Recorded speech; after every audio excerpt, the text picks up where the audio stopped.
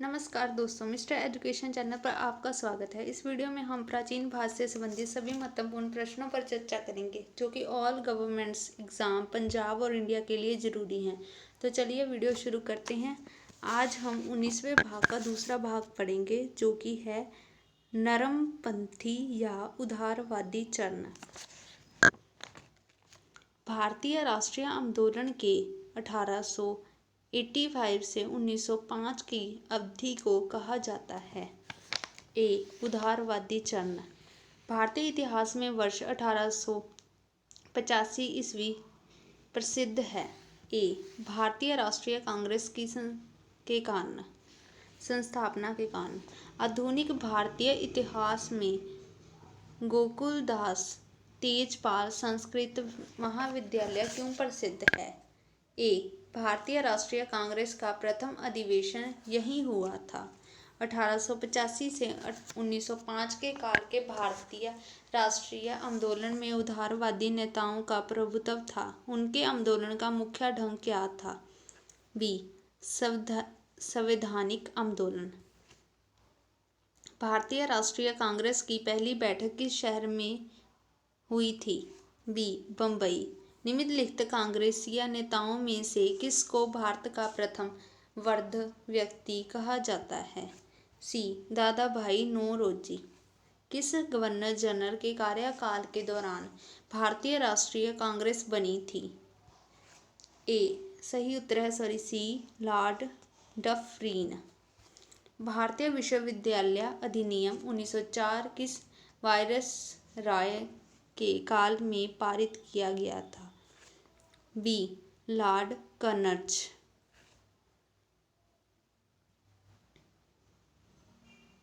भारतीय सिविल सेवा में चुने गए पहले भारतीय का नाम था? Satyendra Nath Tagore. Indian National Congress के संस्थापक कौन थे?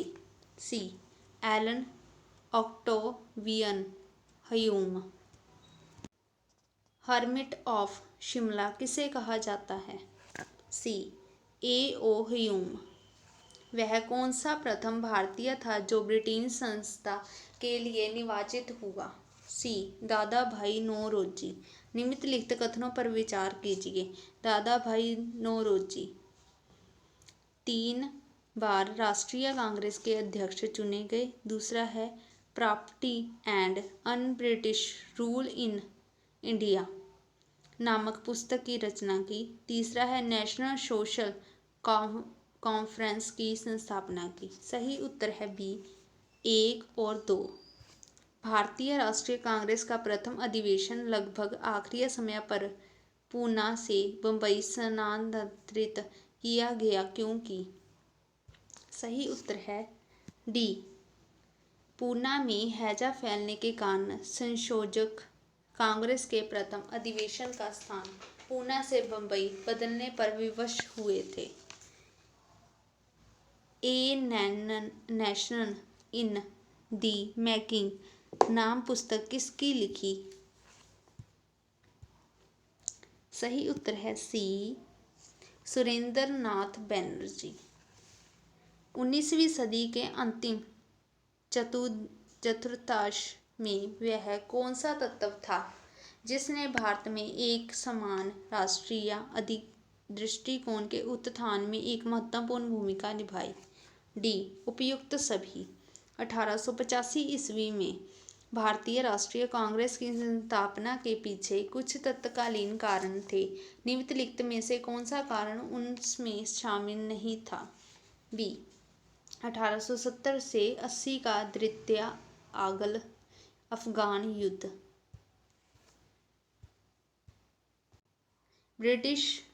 किस ब्रिटिश वायसराय ने 1880 के दशक के प्रारंभ में विदेशी शासन के विरुद्ध भारतीय असंतोष को बढ़ाने में महत्वपूर्ण भूमिका निभाई थी?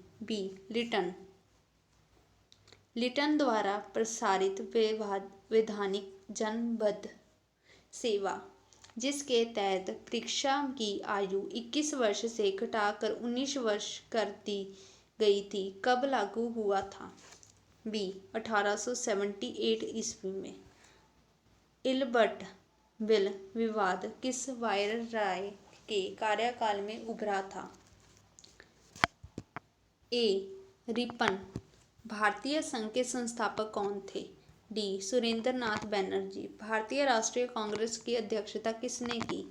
सी. दादा भाई नौरोजी।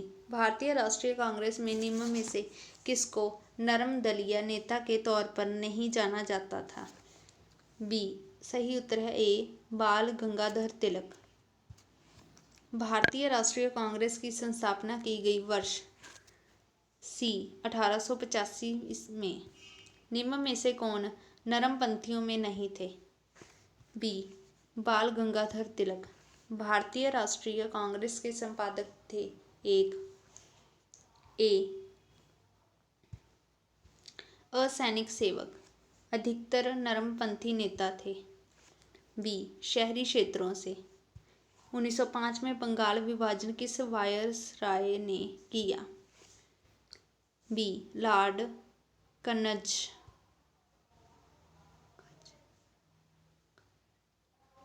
कजन। Lord Curzon. निम्नलिखित को उनके संगठन के आधार पर क्रमवार सजाइए। सही उत्तर है सी. 1, 3, 4, 2। भारतीय राष्ट्रीय कांग्रेस का प्रथम मुस्लिम प्रेसिडेंट था? D. Badruddin Tyabji. British house of Commons का चुनाव जिस प्रथम भारतीय ने लड़ा था वह थे? ए. दादा भाई नौरोजी। किसने कहा था कांग्रेस पतन के लिए लड़खड़ा रही है? मेरी सबसे बड़ी अभिलाषा है जब तक मैं भारत में हूँ कांग्रेस की शांतिपूर्ण समाप्ति में सहयोग करना है। बी. Lord cousin. भारतीय राष्ट्रीय कांग्रेस ने 1905 के बनारस अधिवेशन के अध्यक्ष कौन थे? सी. गोपाल कृष्ण गोखले। निम्नलिखित में से कौन भारतीय राष्ट्रीय कांग्रेस के संस्थापन अधिवेशन में उपस्थित नहीं थे? डी. सुरेंद्र नाथ बनर्जी। भारतीय राष्ट्रीय कांग्रेस के पहले अध्यक्ष कौन थे? बी. W. C. बनर्जी। भारत के पहले लोक संघ लैंड हाउस सोसाइटी की स्थापना कब हुई थी? सी. 1837 ईस्वी में। लैंड हाउस सोसाइटी की स्थापना किसके कल्याण के लिए की गई? ए. जमींदार दादा भाई नौरोजी ने 1866 ईस्वी में ईस्ट इंडिया एसोसिएशन की स्थापना कहाँ की? ए. लंदन। 1870 में ईस्वी में पूना सार्वजनिक सभा की स्थापना किसने की थी? बी. महादेव गोविंद रानाडे। निम्नलिखित कथनों पर विचार कीजिए।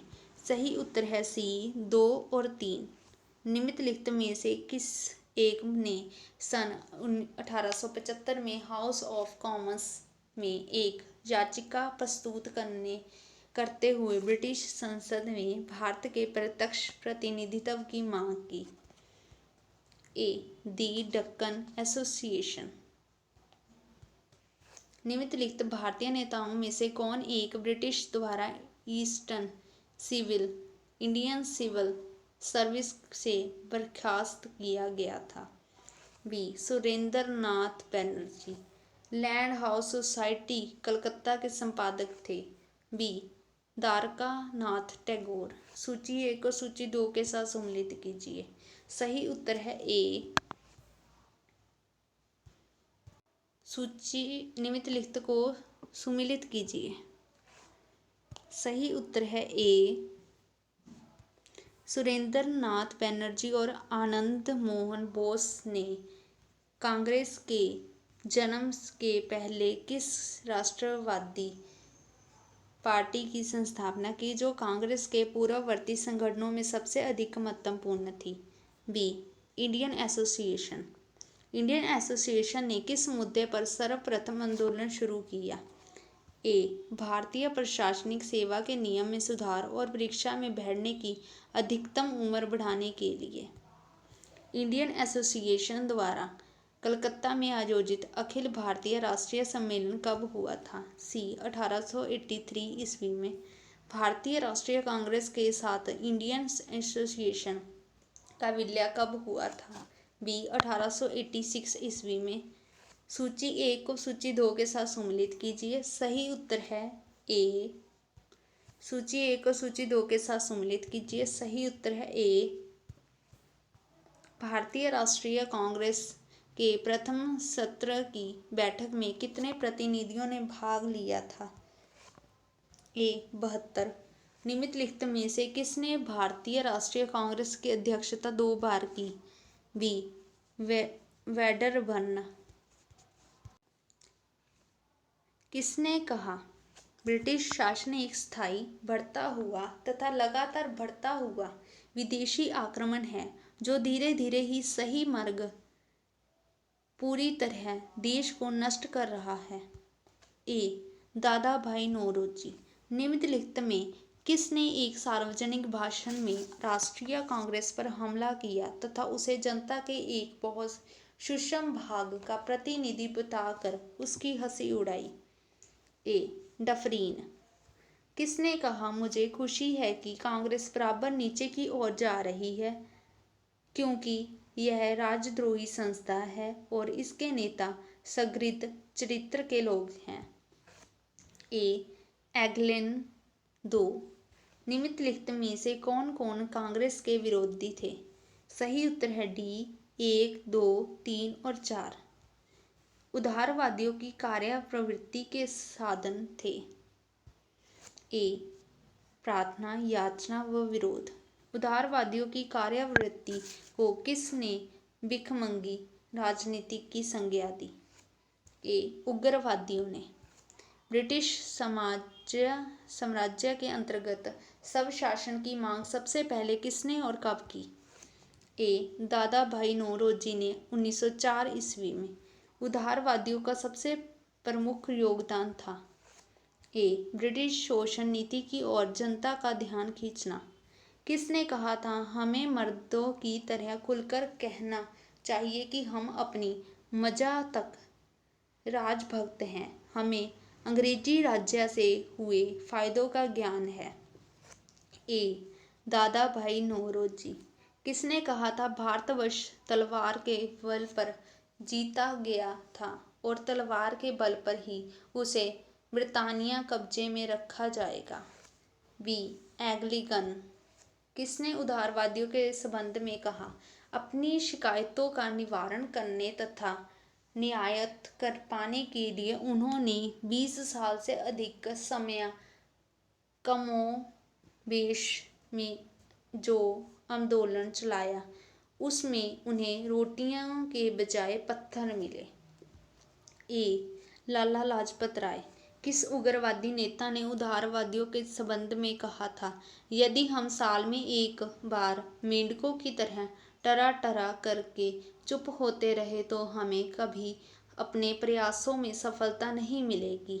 बी बाल गंगाधर तिलक। 1897 में किसकी गिरफ्तारी के बाद राष्ट्रीय कांग्रेस में एक नया मोड़ आया? ए बाल गंगाधर तिलक। निम्नलिखित में से किसने इंडियन नेशनल कांग्रेस की नरम दलीय राजनीति की व्यवस्था आलोचना न्यू लैंप्स फॉर ओल्ड शीर्षक लेखकों की संज्ञा में की? ए अरविंद घोष। मद्रास महाजन सभा की स्थापना की गई वर्षा? डी 1884 में।